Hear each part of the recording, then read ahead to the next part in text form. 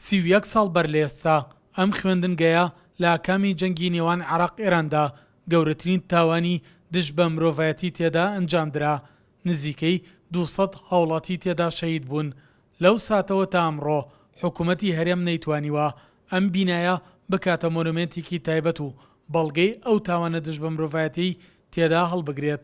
ئێمە کەسوکاری شەهید بەڕاستی ئیتر داواکارین تەنها لە ساڵیادی کارەساتی بیناکەدا کەسوکاری شەهیدان بیر نەکەوێتەوە. ئەمە کۆتا ساڵ بێت بۆی ئەم شوێنە بکرێتە شوێنێکی مۆزەخانە بۆ دیکۆمنت بکرێت و ئەرشیف و وێنەی کەسوکاری شەهیدان و چیرۆکەکانی کارەساتەکە لێرادا نمایش بکرێت. ئەخی داواکاریمیش ئەوەیە بە ئەم بینایە بێتە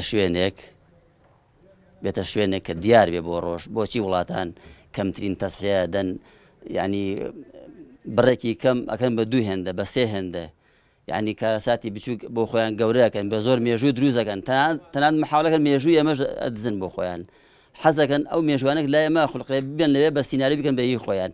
بەڵام دێ باوە لە وڵاتی ئێمێشە با ئەوە هەبێت تەنانەت داواکاریمنەوەیە ئەم مێژووی ئەم بینا تیان نەچێت. خەڵکی ئەم دەوروبەرش لە ترسا ئێریان بە پەناگایە زانی کات نێرە بەداخەوە تۆپێک لە ناوڕاستی بیناکەدای بە ئەرزا بۆی ئەو هەموو گاز و بنزین و نەوتەی کە لە دۆری بیناکەدا هەبوو لەگەڵ ئەو سیارانە لە ناکاو گڕی گرتووە. لەم شوێنێک کە ئێستا من وەساوم کام دەواازەی سەرەکی بیناکە بوو توێتایەکی 79 گڕی گرت بۆ بەهۆی گرتنی دەواازەکەەوە و گریش تۆقی ئەو خەڵکیدا بە تایبەتی لەو سێ ژوورەی کە لە ڕیزی ئەمەدان گڕ زۆر تەنی سند بوو و خەڵکێکی زۆرشی تیا بوو. زۆربەی شەهیدەکان ئەلەم سێ ژوورەی سەر و خوارەوە بوون.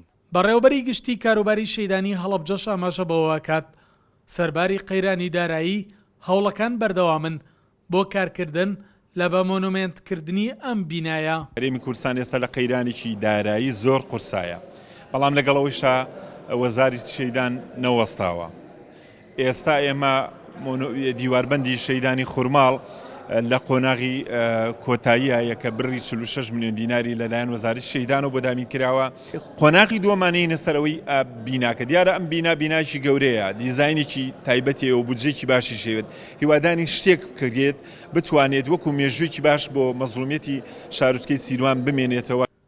بۆ بەزیند و ڕاگررتنی ئەو بیرەوەریەش بەڕێوەبەرایەتی گشتی کاروباری شەیدان و ئەنفەلکراوانی هەڵەبجە بە هاوکاری بەڕێوەبەرایەتی ناحیەی سیروان بە ئامادەبوونی ژمارەیەک لە بەرپرسانی حکومی و حیزبی و کەسوکاری شەیدان مەراسیمێکیان ڕێخست.